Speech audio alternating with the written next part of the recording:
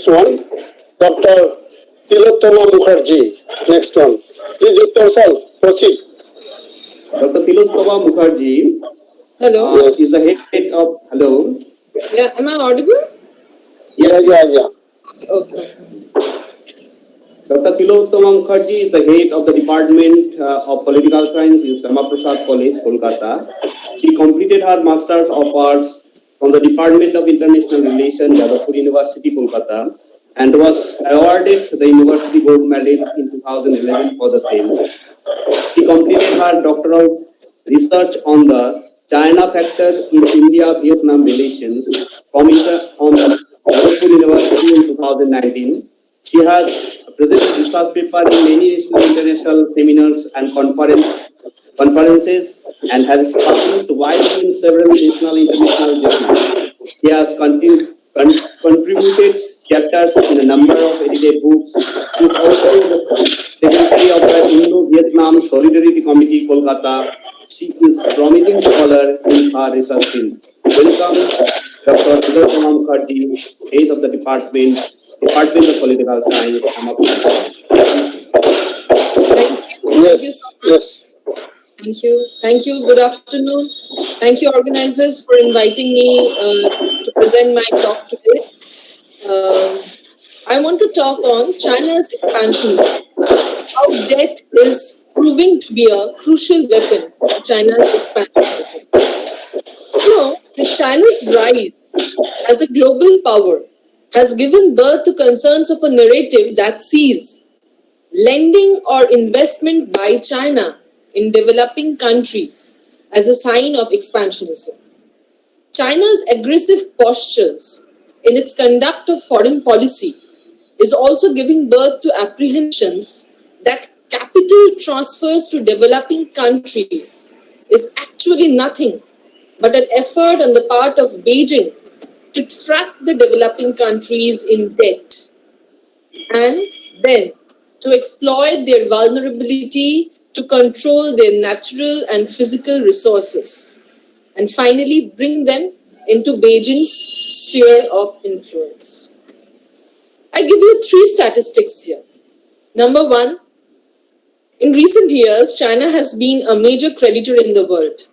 According to the Institute of International Finance, China's outstanding debt claims on the rest of the world has risen from $875 billion in 2004 to $5.5 trillion in 2019. This is about 6% of the world's GDP. The second statistics that I want to share with you, according to the IMF, China accounts for around 11% of the external public debt of a group of 37 low-income countries. Mind you, 11% of their external debt is being owed to China. Number 3, which is a more elaborate and recent database as prepared by the World Bank. In the post-COVID data that we have, where about 73 countries which were eligible for debt service suspension initiative due to COVID, they owed China about 20% of their foreign debt in 2018 and about 30% of their foreign debt in 2020. With these loans, China is expanding its clout to several low-income, middle-income countries. And if and when they are unable to pay back the loans, Beijing is gaining a stronghold through deft debt restructuring strategies. In this context, I want to cite what China has done in some Asian countries using debt trap as a weapon. As examples, let me talk of Sri Lanka, Myanmar, Cambodia, and Laos, all India's neighbors. And we know that in 2014, after Prime Minister Narendra Modi came to power, our look is policy was promoted to or modified into act as policy. So what China is doing in our immediate neighborhood is of much concern to us. And also China has played this debt trap diplomacy more significantly in Africa. But I want to talk specifically about 4 neighbors of India in Asia.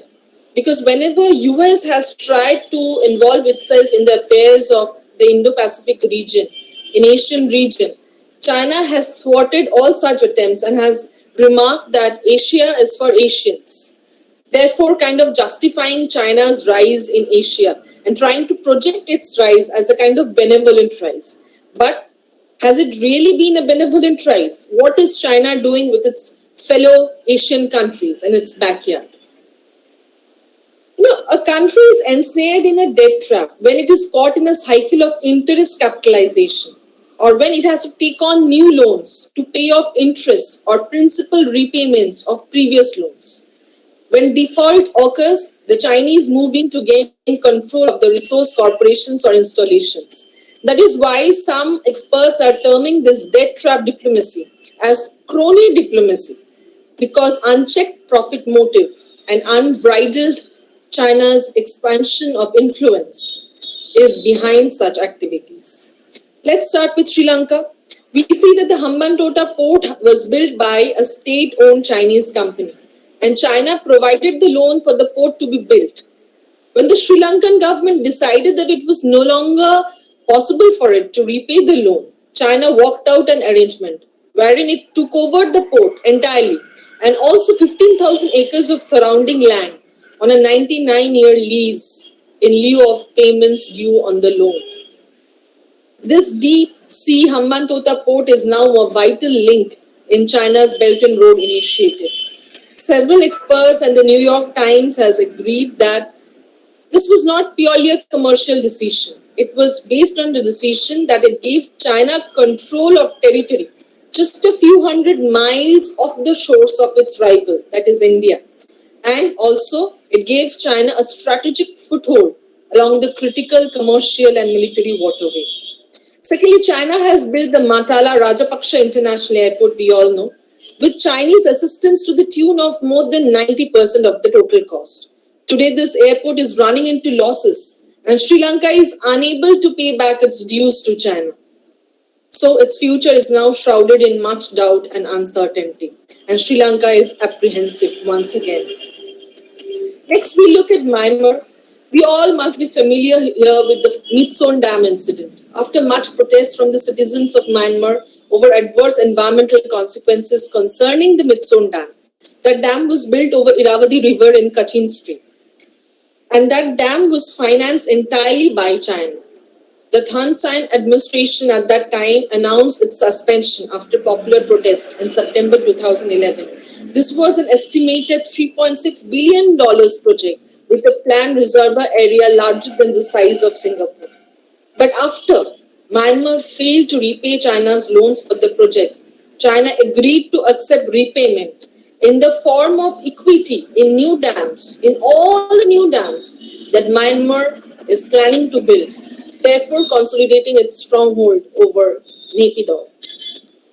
Moving on next to Cambodia, we know that Cambodia's relations with China has a long and eventful history.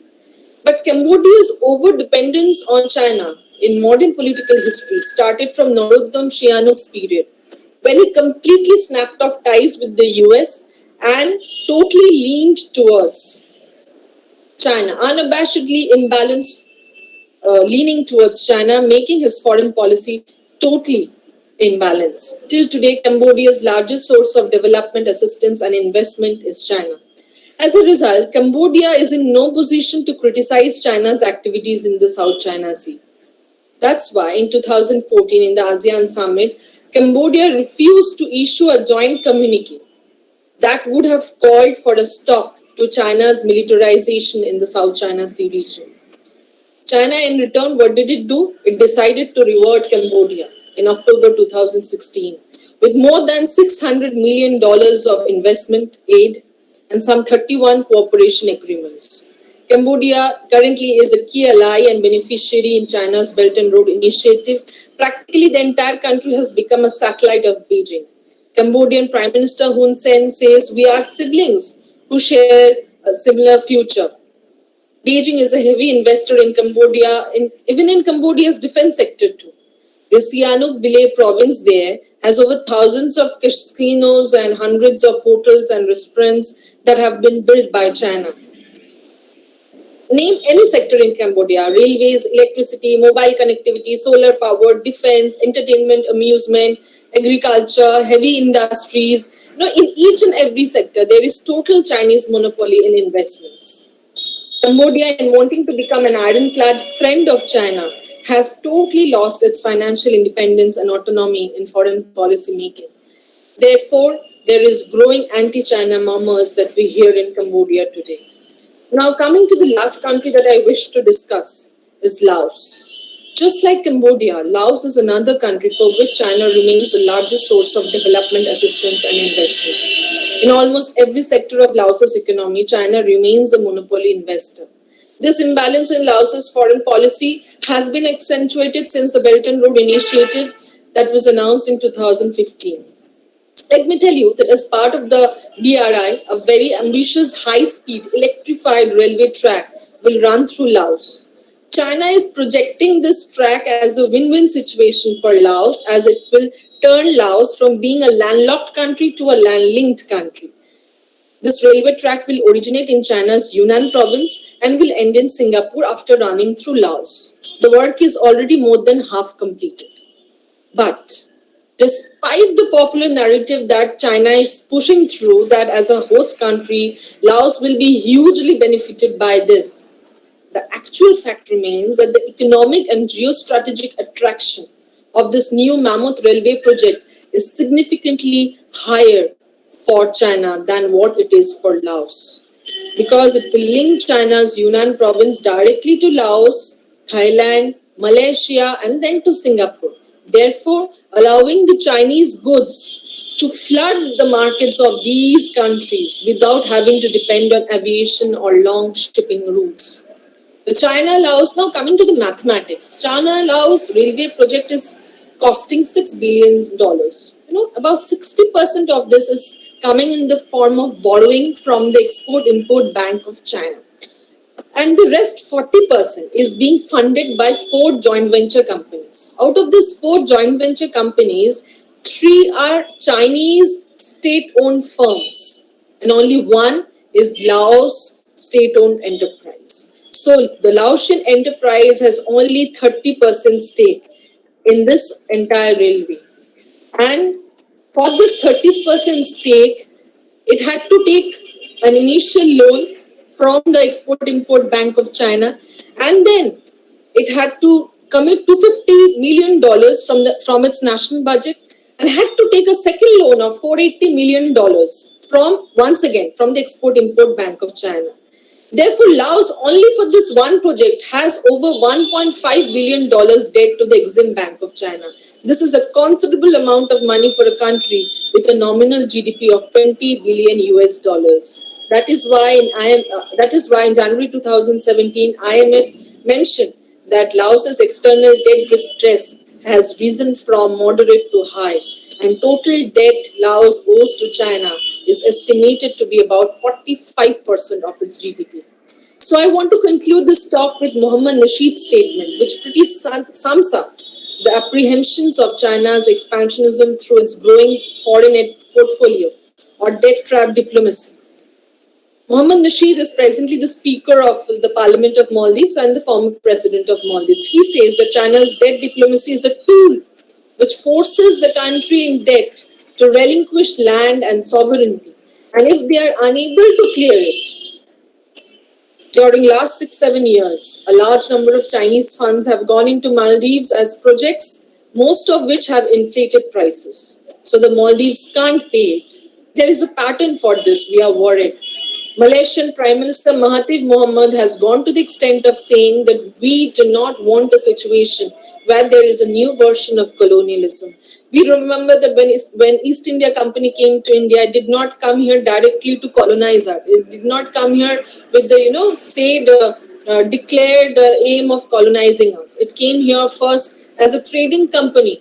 It controlled our trade and commerce and then took over our administration. So are we heading towards another form of colonialism by China? So the latest country which is falling prey to this pattern is Nepal, where China is heavily investing in different sectors and infrastructural projects. Perhaps that is why we are seeing that these new maps are coming up.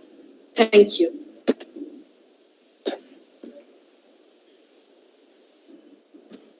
Hello? Hello?